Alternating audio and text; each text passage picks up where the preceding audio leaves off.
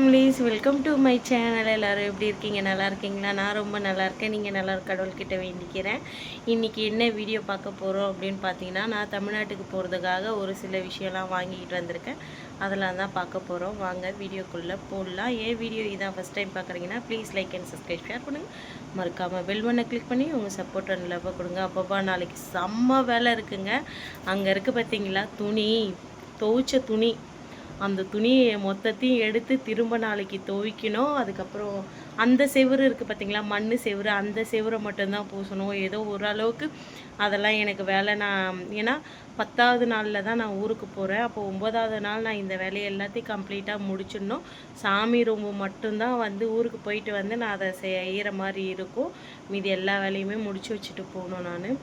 அதனால் நாளைக்கு செம்ம வேலை டைட்டாக இருக்குது எனக்கு. இன்றைக்கி வாங்க நான் என்னென்னலாம் வாங்கியிருக்கேன் அப்படின்றதையும் பார்த்துடலாம். அதே மாதிரி நிறைய பேர் கேட்டிருந்தீங்க, அவுள் பொரிக்கிறது எப்படி, பொரிக்கிறது எப்படி அப்படின்றத கேட்டிருக்கீங்க. அதை கடையில் எப்படி பொரிப்பாங்க அப்படின்றத இந்த வீடியோவில் நான் எடுத்திருக்கேன். பாருங்கள், இன்றைக்கி வீடியோ கொஞ்சம் நல்லாயிருக்கும். வாங்க வீடியோக்குள்ளே போடலாம். இப்போது எங்கே கிளம்பியிருக்கேன் அப்படின்னு பார்த்தீங்கன்னா, தமிழ்நாட்டுக்கு போகிறதுக்காக ஒரு சில ஷாப்பிங்லாம் பண்ணிட்டு வரலாம். ரொம்ப பெருசுலாம் இல்லை, சிம்பிளாக சின்னதாக எனக்கு ஒரு ஆசை இருக்குது. அம்மாவுக்கு இங்கேருந்து சாரீ எடுத்துகிட்டு போகணும் அப்படின்ட்டு. ஏன்னா இப்போ வர்றது வெய்ய டைமாக, அதனால் இங்கே வாயில் புடவைங்க கம்மியாக இருக்கும். அதனால் வாயில் புடவைங்க எடுத்துக்கலாம். அம்மாவுக்கு ஒரு 2 புடவை எடுக்கலாம். அதுக்கப்புறம் எங்கள் பாப்பாவுக்கு எங்கள் கோபிகாவுக்கு வளையலுங்க வாங்கலாம். அப்புறம் என் அண்ணா பொண்ணுக்கு வளையல் வாங்கணுன்ற ஆசை இருக்குது. நான் வாங்கி எடுத்துகிட்டு போவேன். பட் இந்த வாட்டி எனக்கு ஆசை, நான் எங்கள் அண்ணாவை போய் பார்க்கணும் அப்படின்ற ஆசை. அவன் என்னை அடித்தாலும் பரவாயில்ல, ஆனால் நான் வாங்கிக்க தயாராக இருக்கேன். ஆனால் ஒரு வாட்டியாவது நான் என் அண்ணன்கிட்ட பேசணும் அப்படின்ற அந்த ஆசை இருக்குது. அதனால் என் அண்ணா பொண்ணுக்கு வளையல் வாங்கணும்.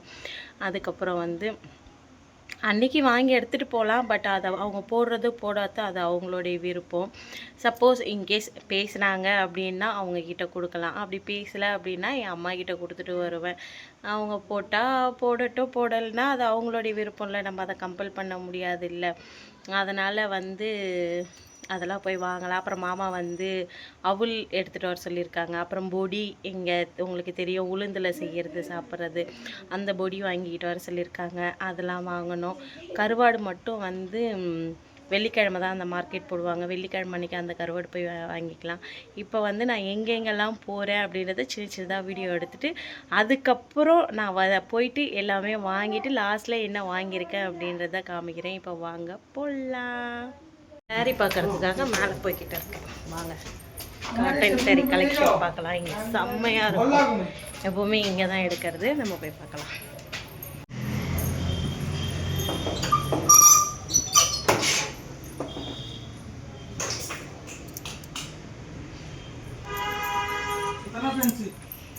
என்ன சுத்தா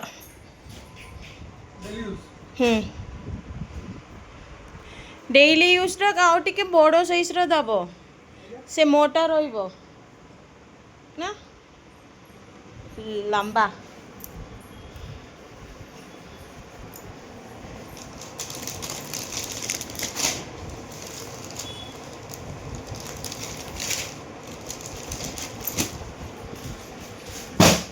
से बड़ साड़ी ना चुट्टो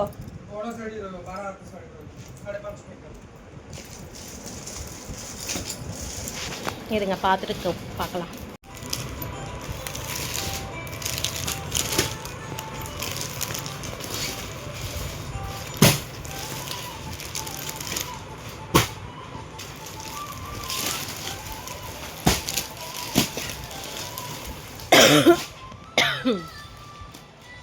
டாப் நல்லா இருக்குப்பா, சாஃப்டாக நல்லா இருக்குது கிளாத்தும். பட் என்ன ஒன்று சைஸு சின்னதாக இருக்குது.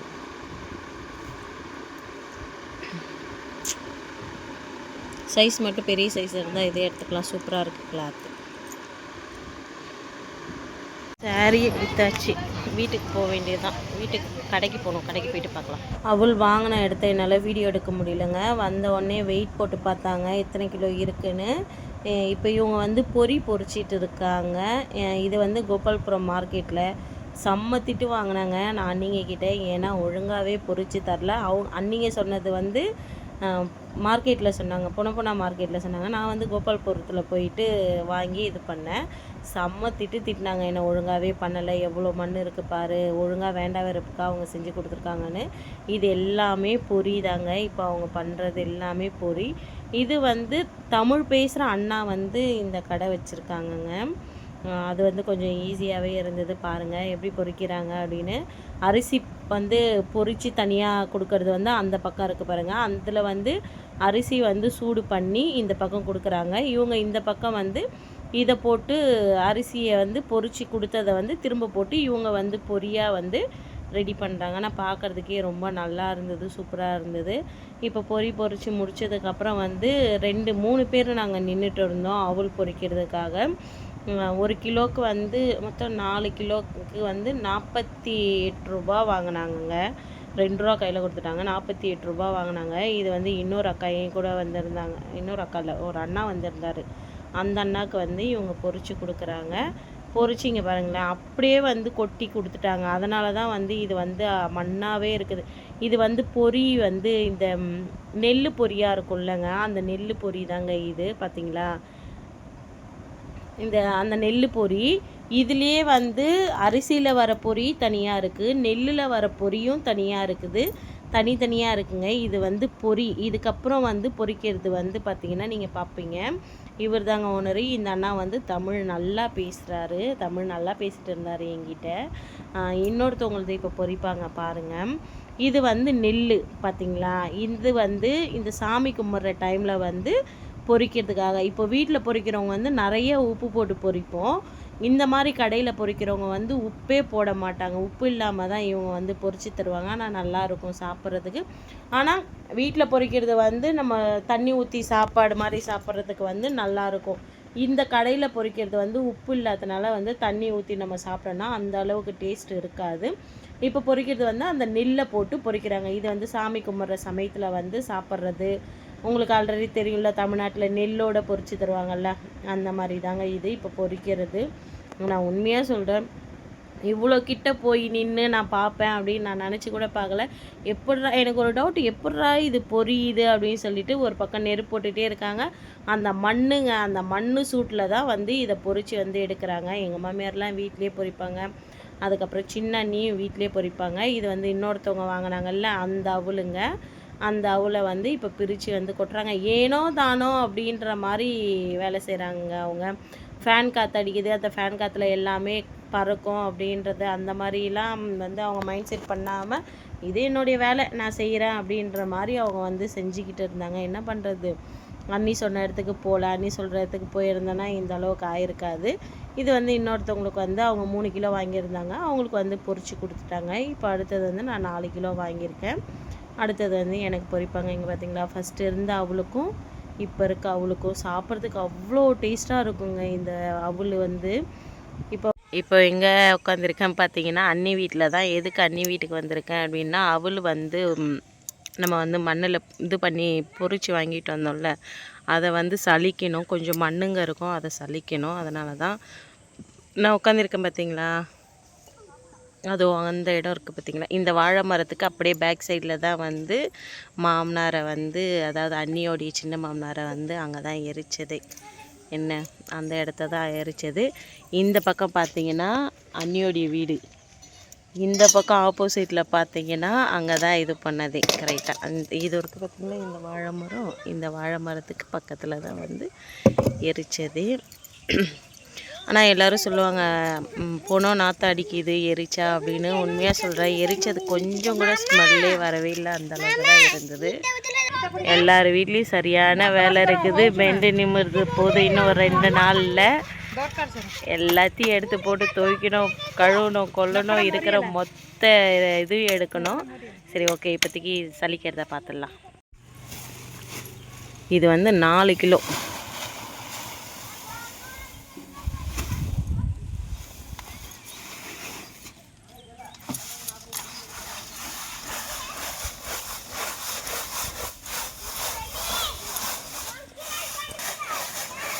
இந்த மாதிரி தடவி தடவி தடவி இதை வந்து எடுக்கணுங்க.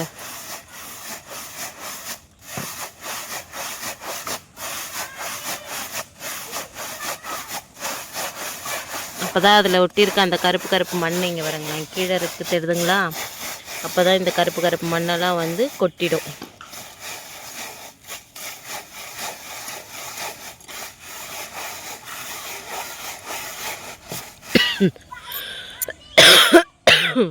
कोटा रखी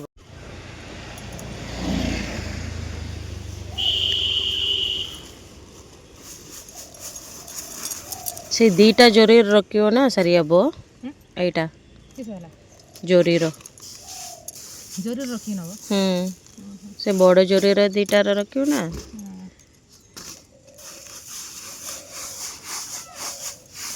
இது நஷ்டமாயிடுச்சுங்க. 4 கிலோவில் வந்து நமக்கு கிடைச்சது பார்த்திங்கன்னா இவ்வளோதாங்க. அட 3 கிலோ ரோய்வனா